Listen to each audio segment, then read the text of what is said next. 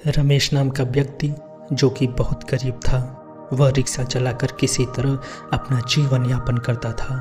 Rickshaw चलाते चलाते अक्सर वह यह सोचा करता था कि क्या गरीबी इतनी कष्टदायक होती है।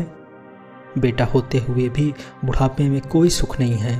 भगवान मेरे जैसी किस्मत, मेरे जैसा बेटा किसी को न देना।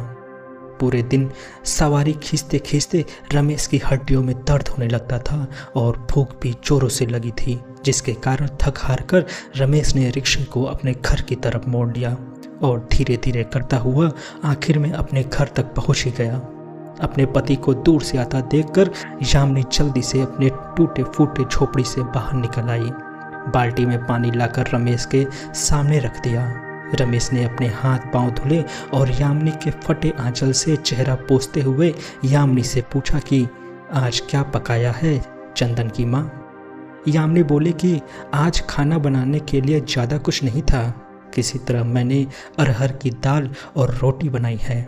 रमेश बोला कि ठीक है, जल्दी से रोटी दाल डाल दे थाली में, बहुत जोरों की भूख लगी है, तू भी अपना खाना डाल ले थाली में, साथ ही खा लेते हैं।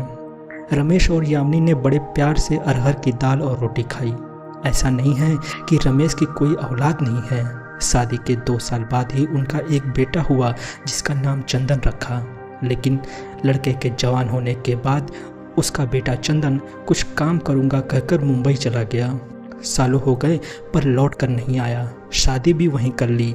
किसी से सुना था उसको बेटा भी हो गया। चंदन आज तक अपने बूढ़े माँ बाप के पास लौट कर नहीं आया।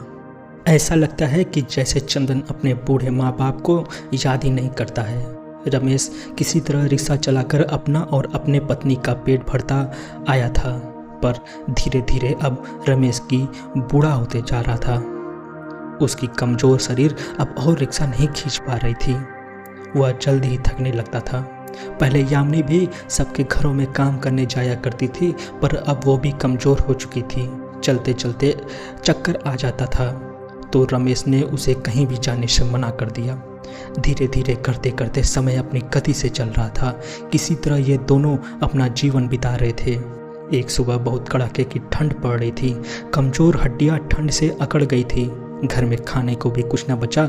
यह देखकर रमेश किसी तरह हिम्मत करके रिक्शा लेकर बाहर चल दिया कि कहीं कुछ तो मिलेगा जिससे उन दोनों का पेट भर पाए।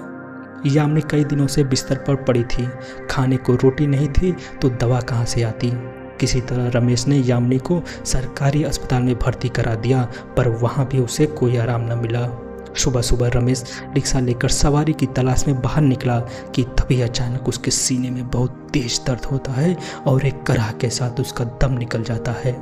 उधर यामिनी को खांसी इतनी ज़्यादा आ रही थी कि रुकने का नाम नहीं ले रही थी कि तभी अचानक उसके मुंह से खून की उल्टियाँ शुरू हो गई और देखते ही देखते यामिनी के भी प्राण निकल गए।